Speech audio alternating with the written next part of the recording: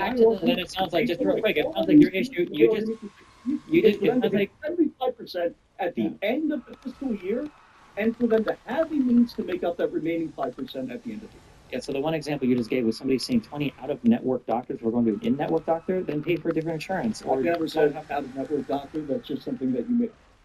Well, most insurance is provided by employers, to be clear. So you can't always just buy different insurance. It would include going to a different employer that buys different insurance packages and then offers you insurance. No, I'm just talking about like you get a physical exam from several different doctors, and your treatment, which is a surgery, gets done. Why would you get a physical exam from several different doctors, and then if they recommended a treatment that they do? How about if the insurance company requests it from you because that's the condition for the denial or the adjudication or arbitration of this denial to proceed? The next step. And then after the 20 that they requested, then you have to go to the one other one that they wanted to see. It's fucking absurd, and it's why an insurance company lost in a lawsuit describing this exact situation, which is why people are pissed off. Right? You don't actually need to have. So because somebody got sued once for an issue, that means that it's an industry-wide norm. Like I can show you, I can show you. Hold on, I'm curious. Will you acknowledge that there are patients that scam doctors and insurance companies for medication? 100%, and hospitals. Right. And there are hospitals that scam patients as well, and there are doctors that scam hospitals by overcharging over there. Anesthesia problem. Okay, yeah, but we wouldn't say that. But we wouldn't say that all of these systems are corrupt because sometimes people scam people. Right? I didn't argue that at all. I just said that they had a financial incentive to act poorly because they had to get out of jail free card at the end of the year provided to them by the government. I don't think you can defraud somebody of their insurance, and as long as you hit that 80-20 ratio, you get out of jail free. You still have to give a reason why you deny people their claims. You have to give a reason for it. It's part of the law. Sure, absolutely. And the hassle. Could you explain what is the difference? Denials being dropped.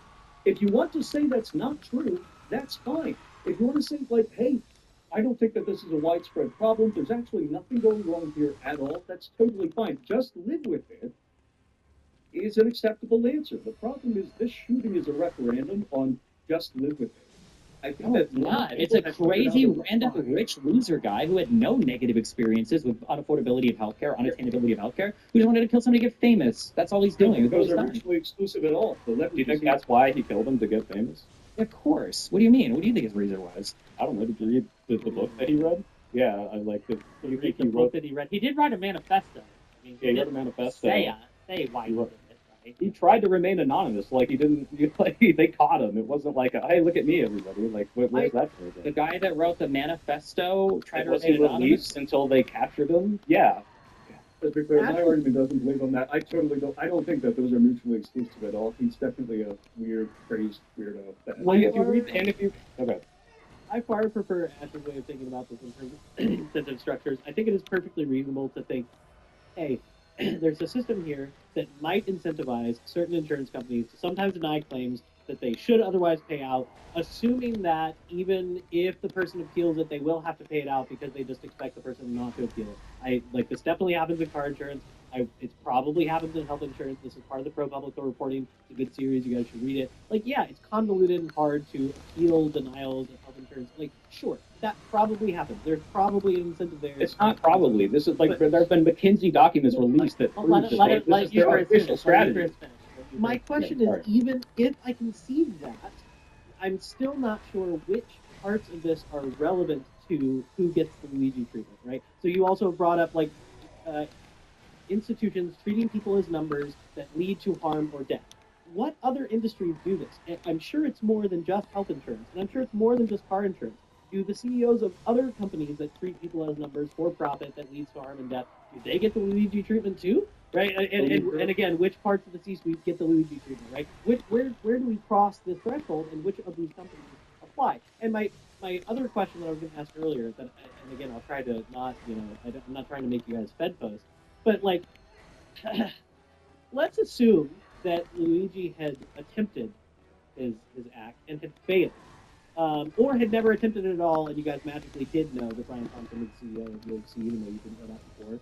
Would you be on this panel advocating that somebody go out and give him the Luigi treatment?